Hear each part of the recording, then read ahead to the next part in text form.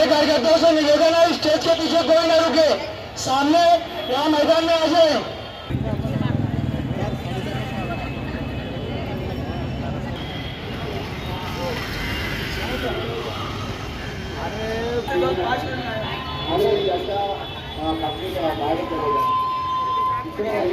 हे जे आंदोलन आहे हे विशेष रूपामध्ये कामगारांचं आंदोलन आहे। आम्ही कामगारांच्या बाबतीतल्या विविध मागण्या प्रांत कार्यालयात याच्या आधीच आम्ही दिलेल्या होत्या। त्याच्यावर काही निर्णय न झाल्यामुळे आम्हाला हे आज आम्ही इथे महाधरणं आंदोलन करतो आहे। आज आम्ही इथे महाधरणं आंदोलन करून आम्ही प्रांतला निवेदन देणार आहोत।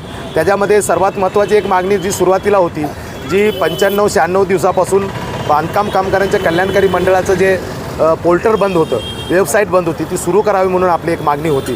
त्याशिवाय रेशनिंगमध्ये रेशन मिळत नाही, त्यांच्याकडे इष्टांक नाही, सरकार त्यांना तो कोटा पाठवत नाही, त्या संदर्भातला पण एक विषय होता।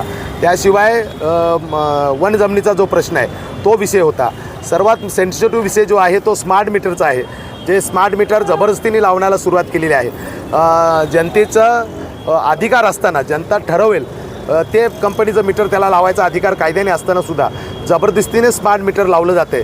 आणि ही सारी योजना जी आहे ती अंबानी अडानीला मोठं करण्यासाठी त्या सरकारने आणलेली आहे। या योजनेचा विरोध करण्यासाठी आधीच आम्ही आंदोलन केलं होतं। आजच्या आंदोलनामध्ये पण तो विषय आहे, कारण जबरदस्तीने किंवा ग्राहकांना खोटं बोलून मीटर बदलण्याचं काम सुरू केलेलं आहे सरकारने। त्यामुळे ती योजना बंद करावी ही एक त्याच्यामध्ये सर्वात महत्त्वाची मागणी आहे। आदिवासींचे घरकुलं आहेत, शौचालय आहेत, ती मंजूर केलेली नाहीत, ते पेंडिंग कामं सगळी ठेवलेली आहेत। अशा अनेक विषयाला धरून आम्ही हे आजचं आंदोलन जे आहे ते करतो आहे।